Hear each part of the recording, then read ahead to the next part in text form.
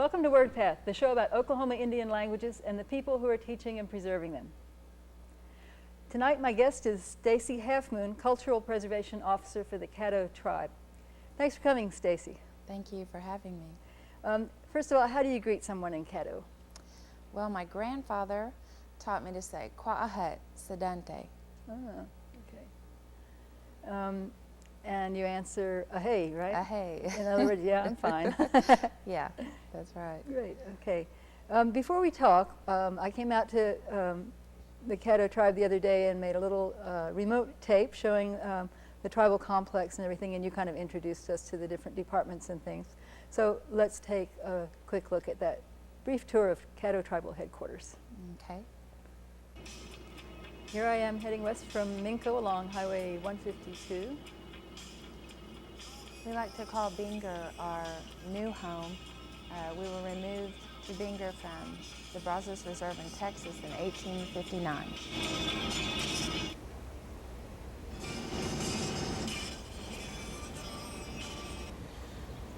Today we are here at the Caddo Tribal headquarters, which is located in southwestern Oklahoma near the town of Anadarko, and we're north of Anadarko about 15 miles.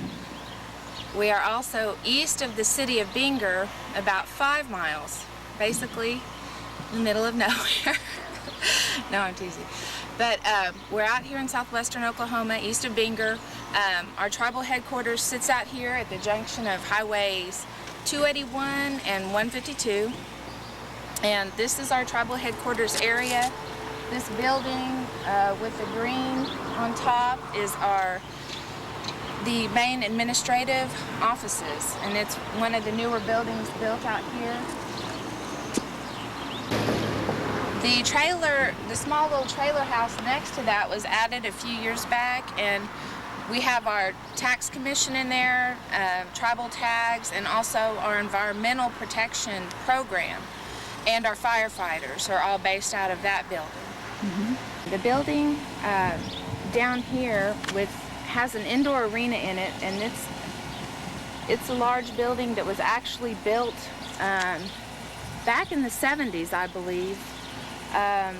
And we were one of the few tribes that had a building with an indoor dance arena, and originally it had dirt floors for the dancing.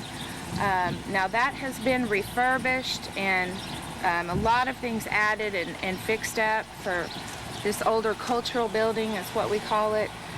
In the past year or two, we got a community development block grant from HUD to do some refurbishments on that building, and then the smaller building to the right was completely added on and is a brand new building, and has become our museum.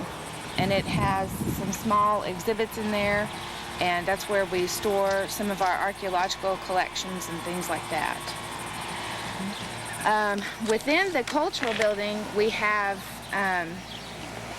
our cultural preservation department, and also the library and archives are housed inside. And then the arena area is used for tribal membership meetings, speakers, family reunions and dinners. It's basically a community building for their use. And we have dances inside as well. Just about anything you can imagine has gone on in there.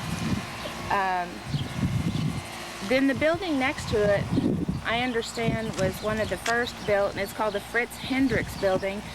And I believe it was given that title because that was the name of the Caddo man who donated this land, this 40 acres, to the Caddo Tribe. And so that's the Fritz Hendricks Building, and in it is our seniors program, where it's the AOA, Administrative on Aging, or Administration on Aging, AOA program, and basically they serve meals and deliver meals to Caddo people in this area, and a lot of elders who can't get around, their meals get delivered to them, and other people can go in and eat, and they have a seniors organization, and they go on trips and play bingo and things like that, and that's basically what takes place in that building. And there's the small smoke shop right over there, which is an important recent addition to our tribe.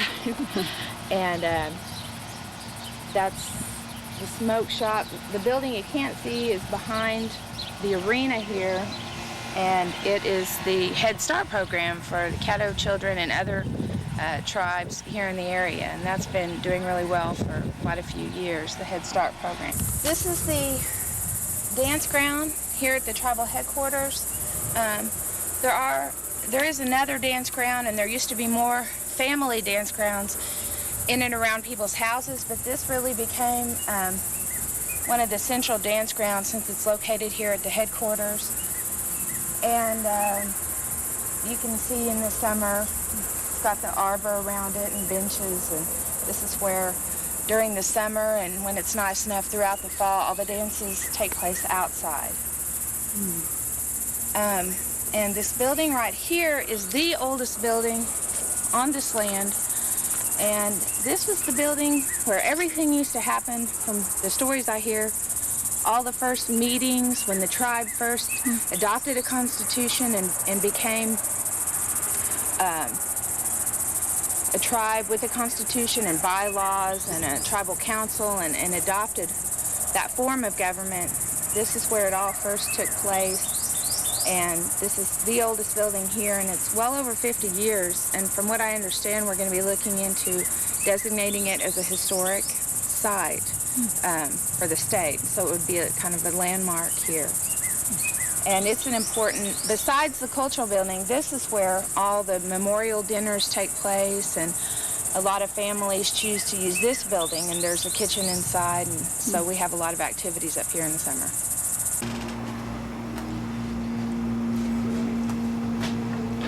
Welcome to our humble abode. We're still moving in after a year, believe it or not, but this is the Cultural Preservation Department. Our Native American Graves Protection and Repatriation Act program is here, and also Robert Cast, our Historic Preservation Officer. We have to get Robert up here. And Robert deals with the National Historic Preservation Act and consulting with various agencies, federal agencies and other, on any types of activities that could affect a Caddo site. This is the library and archive. We recently moved everything into here and is under Charlene Wright. We have a collection of library books, a collection of books on Caddo history in particular, quite a big collection that we began developing when we first started implementing NAGPRA on archaeological reports from the whole 4-state area of our homeland. And then we've got art. I think it was in the 1940s, my grandfather, Hubert Halfmoon, took a team of all Indian boxers to the national championships in Chicago. They won the Golden Gloves, and that was the trophy they were all presented with. And my grandpa's brother, my other grandpa, Alvin Williams, before he passed away, wanted all that to come here to the Tribal Museum. So we're still working on getting these things into the other museum for display and things like that. This is the indoor arena I was telling you about. Now, keep in mind it's had refurbishments and it's really looking nice. It really needed some improvements. We have some windows in now. We hadn't had that before. And a set of bathrooms added and things like that. But this building is pretty central to the tribe and has been used for a lot of different things, and even recently was used for a funeral service if tribal members need to utilize it for that. So it's another community cultural building. This is the reburial area that was built for the Caddo Tribe by the U.S. Corps of Engineers out of Vicksburg, Mississippi. And we did a reburial there at the Caddo conference back in, I believe it was late February of this year, and actually reburied individuals that had been excavated from an archaeological site and buried them into this area, and it's near the Red River. So it was a really big step for the tribe and the Corps of Engineers to do this for the tribe.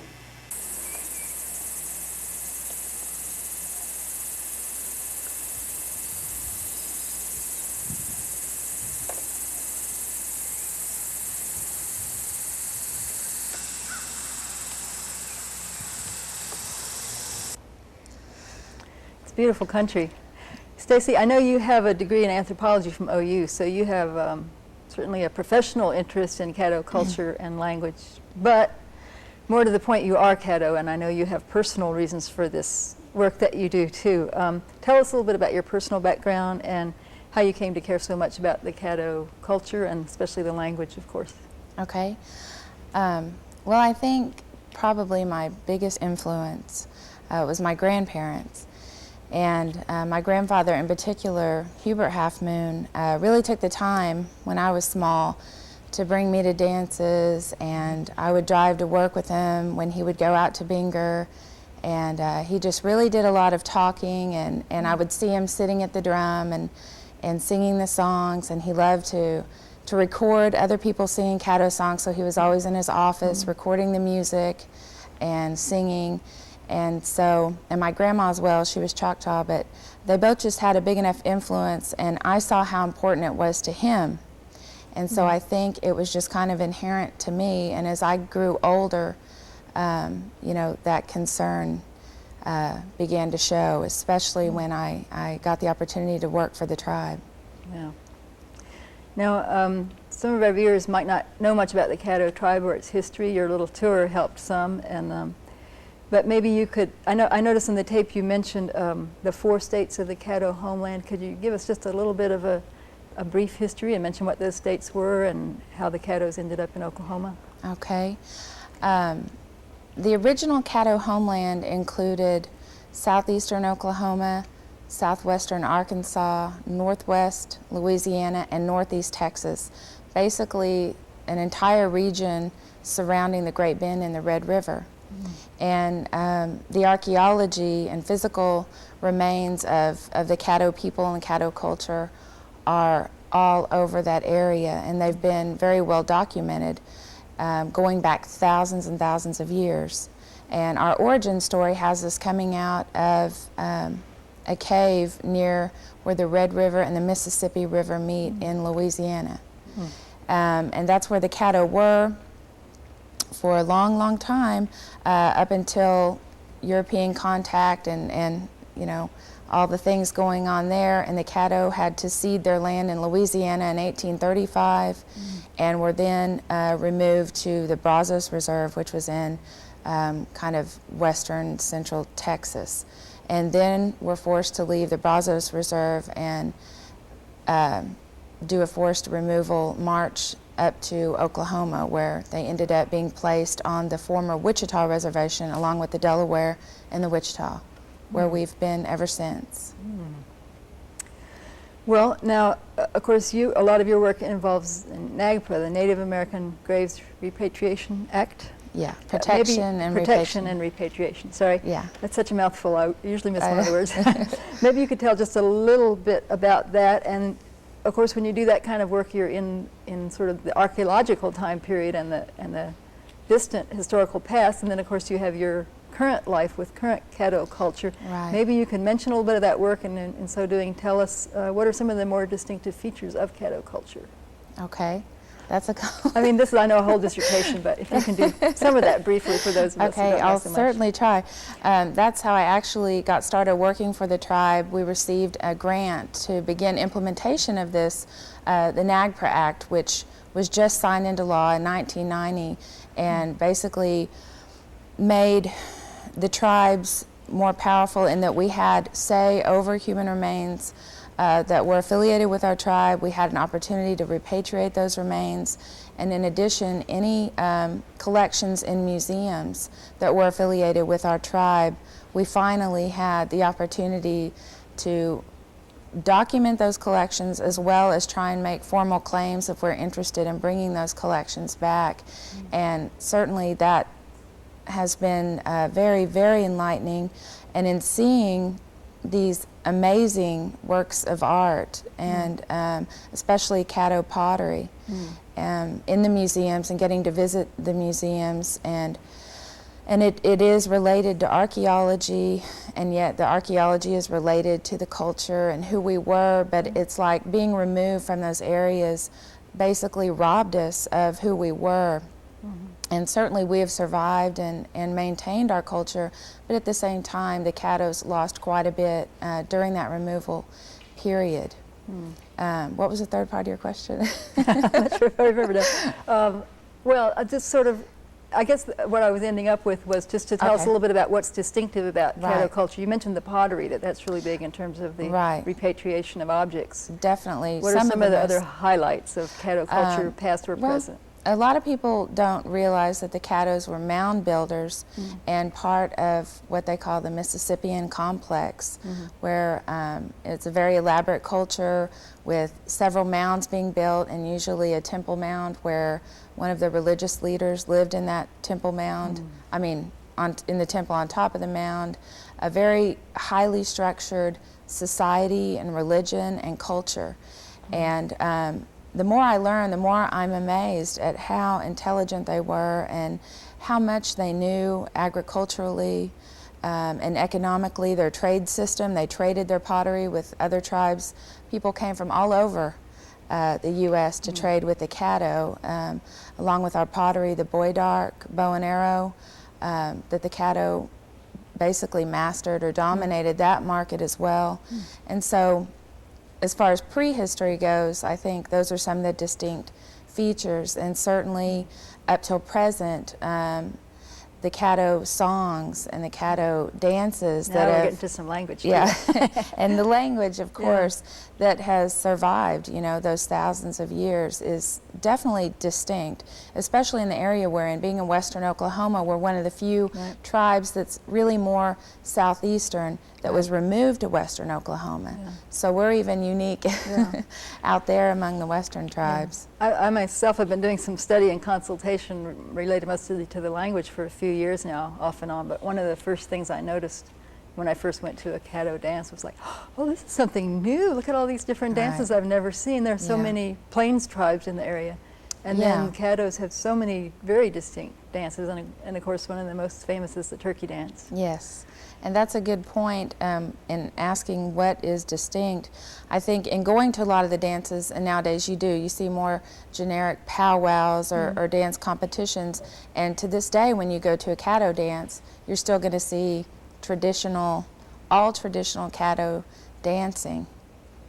And so it's wonderful that we've been able to maintain that. And we found out in the language classes too how much of the tribal history is in the words to the turkey dance song, which is pretty fascinating. Yes, we have a documentary on that as well. Now I know because of, as you were saying, you visit a lot of museums to find out about objects that may need to be identified and repatriated, which takes you to those other 4 states and probably elsewhere. Now, what is the plan though when you find things? Are they going to go into that new museum in the new building that you showed us on the tape, or what's the long-range plan there? Well, actually, for the first time in a while, we have recently established a, I think it's called the Caddo Tribal Heritage Museum Board, or something similar to that. And certainly in repatriating and claiming some of these, we intend to bring them back and make them available to our tribal members who've never had the opportunity to study these things, much less see a lot of them.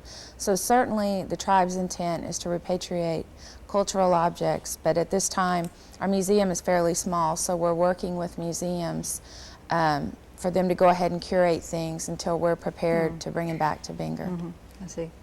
Now let's do touch on language a little bit, because I gather that your office is cultural preservation in general. Now that includes the NAGPRA work and other historic preservation, and the archives and the library as well, and the museum, and of course language programs. Charlie and Wright, I guess, is more involved on a day-to-day basis with those. I see her every Monday night down there at the language class. Now this is primarily an adult language class that we go to on Monday night down at the complex. It's been meeting off and on for years, but it sort of picked up again in earnest last year. I know you're not usually there, so I don't want to ask you so much about those classes specifically, but I guess maybe I wanted to just give you an opportunity to comment on the language in general. We haven't actually mentioned what kind of circumstance the Caddo language is in. There are very few speakers left. Right, and when I first started work out there, you know, our department grew, and I saw that this was an area that the tribe really needed help with, and a lot of work in all aspects of culture, and especially language, and I understood the need for that, and at that time we were getting some wonderful help from Brian Levy, who came out to the tribe and had done studies in linguistics and was willing to help. And so I roped him in, and I said, anything you can help us with would be wonderful. And at that time, we began doing recordings of some of our elders, trying to get them to speak. And that has continued and gotten better. And finally, as you said, the classes got going again. And so I think the tribe realizes the importance of language, and it's difficult to, it's going to be a tough job if we can save the language, but I think, you know, everybody realizes the importance. Unfortunately, the tribe is in dire straits as far as language goes, and the number of speakers we have.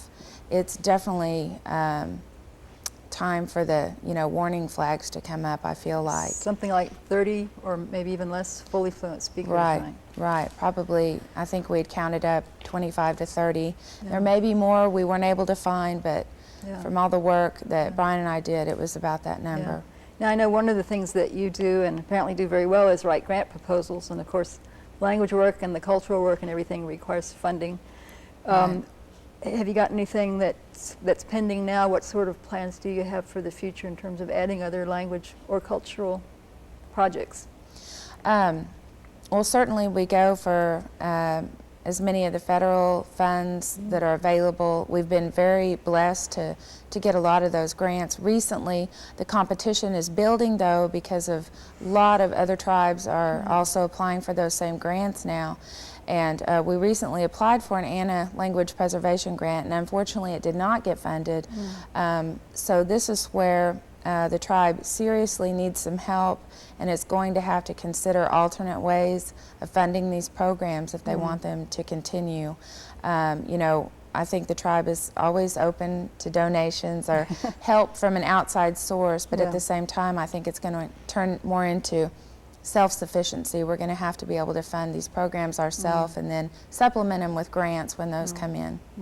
Now, you mentioned Brian Levy. We had him on the show a few shows back, and he talked a little bit about burning your own CDs and all this. Maybe you could talk a little bit about how exciting that's been, that he's taken on so much of the responsibility, I guess you'd say, of trying to gather together whatever Caddo language tapes there are and get them into a more permanent format. Yes. What all has happened with that so far? Oh, well, he's been a blessing to the tribe, and we did, he finally was honored by the council with a plaque, and but yeah, he has been working and he worked all along to help us get the tapes we had in order, and the new high 8 tapes or any other recordings we did, he would make backup copies of those. And then when we got into, he donated a digital audio recorder to the tribe to help there, and we used that to do a lot of interviews. And then even recently with my grandfather's,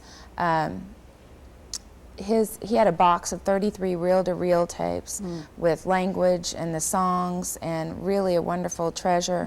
And Brian, basically on his own time, has committed to helping to put those on digital audio recorder, then burn it from there onto a CD. And so basically we'll be donating those to the tribe, a copy to the tribe, a copy for my family, and then the originals going to the Historical Society.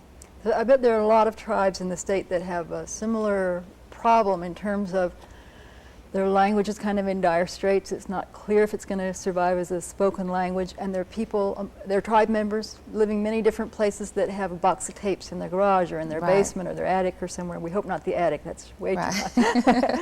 But you know, a lot of times people have old tapes which they cherish, but they don't really know what all is involved in keeping tapes as well as possible. And every audio tape has a shelf life anyway. They don't last forever. I know Brian was pretty excited when he was trying to collect some of these older tapes, and he would come, he came into my house once with a box full of tapes, and he said, "Look how dusty they are. They've been in the garage for years. I wonder if there'll be anything on them." And we were both just delighted that as he was copying them and digitizing them, that the quality was still pretty good. I mean, we were lucky. But I mean, every tribe must have something like this going on, and I certainly would urge everybody to go through some kind of similar process. You know, educate themselves about the best medium for storing audio materials. and making sure that all those old tapes are copied onto something fresh as soon as possible, and that there's a plan to update those every so often, because even the CDs don't last forever. Definitely. And the Oklahoma Historical Society is working very hard to get a program to help the tribes do those very things and provide training to the tribes to do that. So if there's ever a question, someone who has a collection like that might want to contact the people at the Historical Society. That's what we did and got some advice. That's a good idea too. And of course, stick to the basic common sense thing, which is always make a backup of whatever you have, and never keep your backup in the same building. You know, if the tornado comes or the building burns down, you don't lose everything if you have that extra copy somewhere else entirely. There's a lot of work to it, but you know, I think it's great that the Caddo Tribe is attacking the language problem as well as the culture problem on many fronts, doing the historical, archival, ancient stuff, teaching adults today, hoping to get funding to teach children. We didn't talk much about that, but I know that's an ongoing concern, and it's a hope that that will still be possible. And then updating the old archive materials so that they'll last for generations into the future. Yeah, a lot of work. A lot of work, takes a lot of money. Bears repeating, if anyone would like to contribute to this, I'm sure that you and the tribe would be glad to accept donations. Hoey, Stacey, I want to thank you for coming tonight. This has been really interesting. Thanks for sharing your tribe's activity and history with us.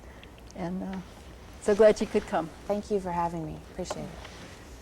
See you next time on Wordpath.